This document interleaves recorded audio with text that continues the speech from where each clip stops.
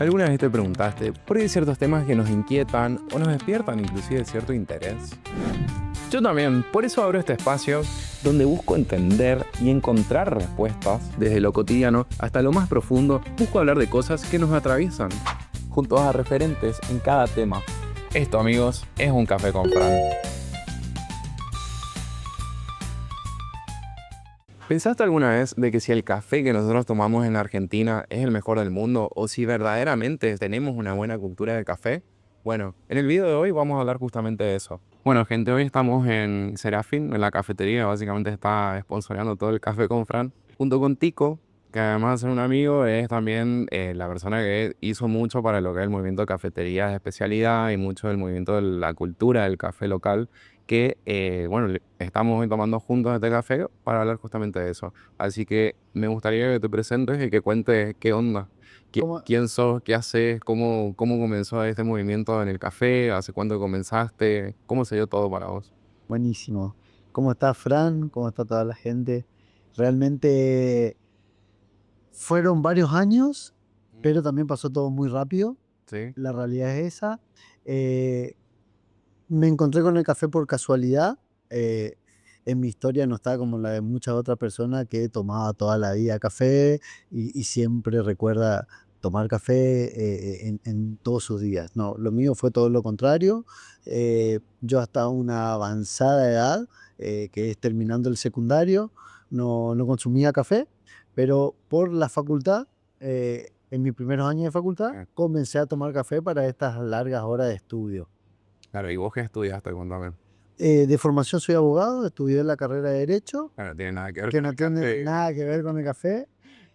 Lo cierto es que, bueno, fue así que el primer año de empezar la carrera, allá a los 19 años, hago todo un año y empiezo a entrar en colisión en mi cabeza de no saber realmente qué quiero. Ah, Ok. sí. Por- Tuviste así como una crisis profesional, digamos. Tuve varias crisis, esa fue mi primera, entrando a esta edad adulta. Entonces, como que no sabía si era para mí esa carrera, la estaba siguiendo más por un mandato familiar. En casa son abogados, algunos que ejercieron y otros que trabajaron en la justicia.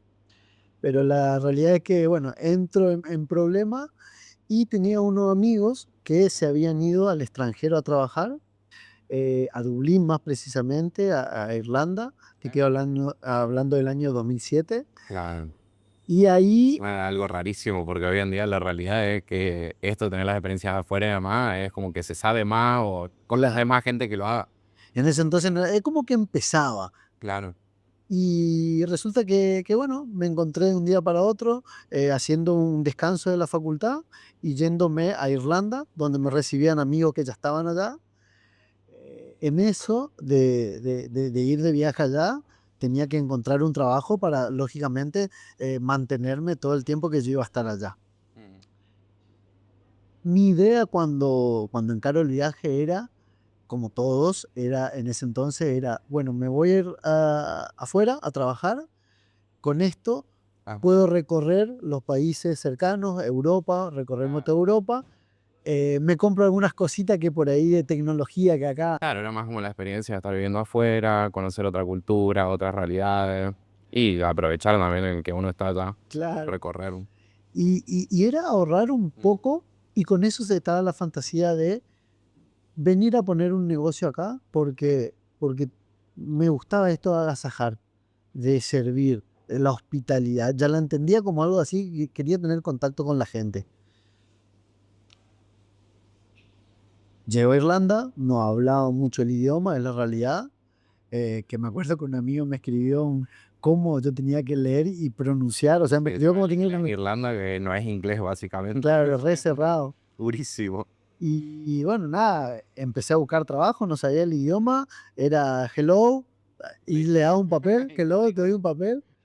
Eh, Le caí bien aparentemente a uno de los primeros lugares que entregué el currículum, al dueño, a Brian, de una cafetería que hasta el día de hoy está, se llama Lemon Jelly. Y bueno, a los 2 días recibo un mensajito donde me dice, bueno, presentate tal día, tener un entrenamiento, venir con una remera negra, vas a estar en el área kitchen porter, Claro. machero. el limpia platos. Básicamente poner el nombre fino ahí a la cuestión. Y resulta que, bueno, fue así como mi primer contacto con la gastronomía, con esto de la hospitalidad.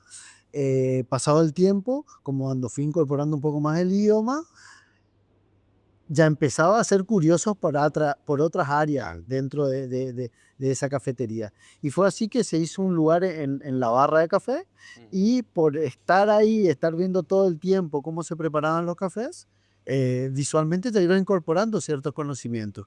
A lo que cuando me tocó estar ahí, una persona me dijo: esto tenés que hacer así, así, así, y arranqué. Claro. Estoy 3 años ahí, en esa misma cafetería. Mira, 3 años. 3 años estuve Un ahí. montón de tiempo. Sí, sí, sí, sí. Mira. Pero que pasaron como todo rapidísimo. Sí. Regreso a Argentina, retomo la carrera de abogacía, y bueno, al terminar la carrera, a los 29 años, eh, le digo a papá: papá, quiero hacer un viajecito. Él me había prometido que si yo terminaba la facu, Ah, claro, si vos cumplías con eso yo con la cumplía. facultad y Con todo. papá siempre es así, ¿viste? No regala nada, te pone objetivos, los cumplí y tomás. Claro. Claro. Me regaló un viaje al sudeste asiático, a Tailandia. ¿Y esto qué año estamos hablando? Esto estamos hablando del año 2015. Ah, mira, 2015, sí, hace casi 10 años. Sí, sí, sí, sí. En el año 2015, entonces, voy allá, voy solo, y buscando un lugar para desayunar, me encuentro con una cafetería. Al ingresar todavía no estaba cayendo realmente en qué cafetería era esa. Distinta a la que uno habitualmente veía acá. Entonces ya me empieza a llamar la atención, el recibimiento que tengo por parte de la gente que estaba ahí. Un welcome, bienvenido. Eh, la estética del lugar era otra, la música que sonaba era otra. Ya. Cuando me preparan el café, me estaban contando qué me estaban preparando, o sea, qué café, de qué variedad, cómo se fermentó, las características de ese café. Como tuvo una descripción del producto que te lo estabas por tomar, digamos, o sea, como para que cuando llegue al paladar vos sepas y digas, wow, Exacto. tal cosa. Y esto fue coronado con un dibujito, una taza con un dibujo, con el latte art o arte latte. Entonces ahí, claro, salgo de la cafetería y veo el cartel Specialty Coffee. Claro. Entonces ya empiezo a ver eso en Y- distintos y- carteles. ¿Qué es esto? Pero ya empiezo a ver, entonces dije: che, pará, esta es la onda acá. Entonces ya fui yendo a esas cafeterías. Claro, como que te generó la intriga de decir, ¿qué es esto? Que, no, De pero que aparte, encima también como que se repetía y vos decías, che, una la, tendencia, esto es una moda, esto es algo que está pasando. y la experiencia era otra. Y Entonces regreso a Argentina y digo: bueno, acá estuve 2 meses viajando por ahí, recorrí unos países limítrofes, qué sé yo. Llego a Argentina y pongo, queriendo recrear lo que había visto allá. Y dice: Buenos Aires, una ciudad cosmopolita, se encuentra siempre de todo, claro, cafeterías de especialidad. Y me aparecieron las 10 12 que había en ese entonces. De las primeras, que hasta el día de hoy siguen estando, algunas crecieron mucho, eh, eh, y fueron ramificando su negocio con eso. Lo cierto es que eh, ahí fue mi descubrimiento del café de especialidad.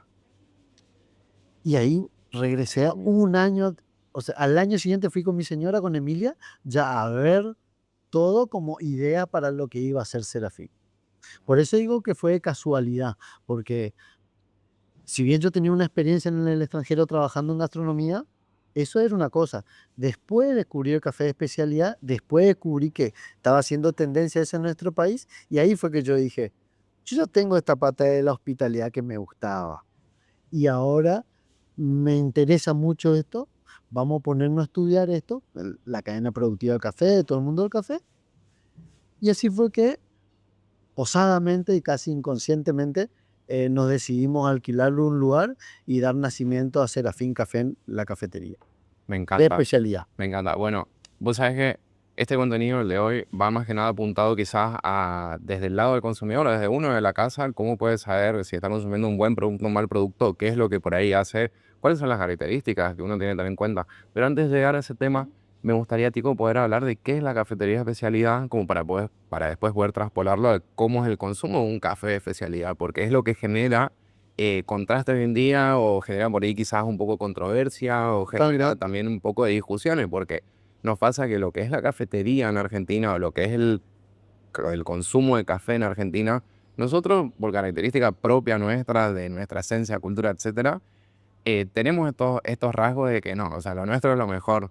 Pero ¿hasta qué punto y en qué criterio? Porque hay cosas como, por ejemplo, en el café, que hoy en día con lo que es el movimiento de cafetería de especialidad o el café, se discierne a lo que venía siendo. Entonces hay un cambio cultural que está pasando. Totalmente. Entonces me gustaría que por ahí hablemos un poco de lo que es la cafetería de especialidad, que es un Sí, nombrar que no es solamente el producto, sí. sino el contexto, el entorno, etcétera, que me gustaría que toques eso para después pasar a lo que es el café. Perfecto. Básicamente una cafetería de especialidad, como bien lo decís vos, es una cafetería porque sirve café. Pero ¿qué diferencia a lo que es una cafetería convencional, tradicional, a la que siempre estuvimos acostumbrados a asistir? Y son tres cosas fundamentales y la podemos llamar la regla de las tres M's. Ok. Materia prima. Las cafeterías de especialidad trabajan con un café que está puntuado, que está examinado en sus distintas etapas del proceso y recibe una puntuación. Ok. Entonces, ahí está la diferencia. Materia prima, la primera diferencia. Maquinaria. Si bien las máquinas que se utilizan para hacer café son máquinas de expreso, lo cierto es que hay muchas calidades de máquina, por decirlo así, distintas marcas, donde tanto el molinillo y la máquina son muy importantes para sacar un buen café, o mejor dicho, para estandarizar buenas tazas de café. O sea, preparar eh, 100 tazas de café iguales. Eso solamente nos dan las maquinarias. Entonces ahí tenemos materia prima, maquinaria, y falta la tercera M, que es la mano, haciendo referencia a la capacitación de las personas que van a preparar el café. Los llamados baristas, que además de ser las personas que preparan el café, porque claro, vamos a cualquier lugar donde sirven o venden café y puede llegar a ser un barista para el común de la gente. Ahora, el barista en una cafetería de especialidad, el barista no solamente prepara café, sino también que es un profesional del café y entiende el proceso de producción. Y con esto valora mucho más la materia prima. Entonces, esas son las tres M's o las características que diferencian a una cafetería convencional, una cafetería de especialidad. Entonces la capacitación es muy importante porque el barista va a saber cómo manipular la materia prima y va a saber cómo mantener y cuidar las maquinarias, cosa indispensable Creo que aparte afecta directamente en el gusto. al resultado del sabor del café, exactamente. Eh, fue cambiando todo esto, por suerte, hoy se entiende que para tener un buen producto te hacen falta esas tres N. Porque claro, hay muchas. Hoy esto se ve como un negocio rentable. Entonces, pongo una cafetería con lo que tengo Ujú. y me pongo cafetería de especialidad, como una estrategia de marketing. Claro. Pero cuando visitamos ese lugar, quizás tiene una máquina hogareña de una grande marca que vende electrodomésticos. Y ya no estaría faltando la M de maquinaria. Exactamente. Porque Tener una buena máquina que te saque el producto como corresponde. como De corresponde. llegar a la presión, o sea, porque ya lo llevamos también al escenario técnico de la presión con Totalmente. la que se hace el prensado, cómo tira el agua, cómo tira el café, o sea, La temperatura del agua, exacto. son todo cosas que la podemos controlar o pueden estar controladas en máquinas con Mm. máquinas industriales, máquinas comerciales, Ah, no máquinas hogareñas. exacto. Entonces, para las personas que quieran empezar en esto, no hacen falta armar un negocio y mentir, de poner soy una cosa y realmente no lo soy. Claro, Sino porque empezar a poco en todo caso. Uh, qué rico. ¿Ves? Bueno, gracias. Después de haber visto esto de lo que es el consumo en una cafetería de especialidad, o sea, lo que es el contexto de cafetería de especialidad, que no es solamente el producto, sino que influyen otros factores, lo que me gustaría hablar ahora es justamente del café. el café tanto en una cafetería de especialidad como en consumiéndolo o queriendo comprar para consumir en casa. Una diferencia clave yo encuentro, que es justamente lo que genera más controversia con todo, es la temperatura del café. Lo que pasa mucho con la temperatura del café es que un café de especialidad se toma, digamos que a tiempo, o sea, vos te lo sirven y no deben tomártelo, o sea, vos ya está listo para consumir.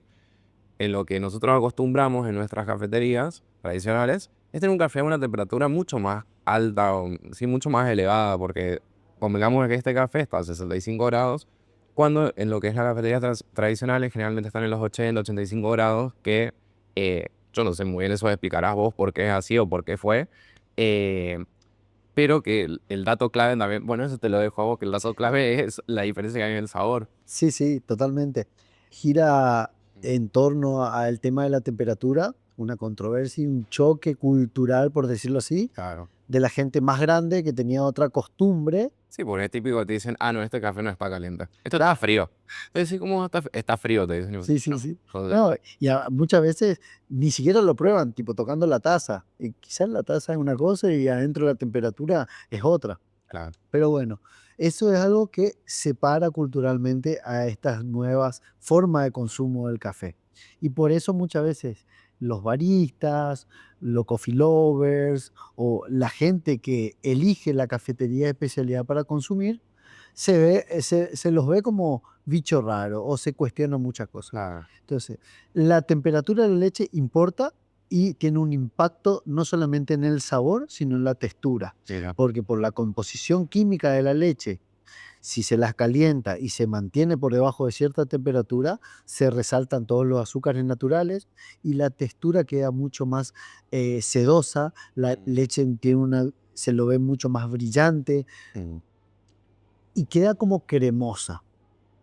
Pasado la temperatura, es decir, pasando los 80 grados, o sea, se empiezan a romper todas las moléculas del Esa es la la partícula de la leche que hace que después te venga quemada. O sea, literalmente una leche quemada. totalmente, y ese es el sabor que se siente a algo, como todo, se excede de cocción o de temperatura y empieza a emanar olores y sabores desagradables.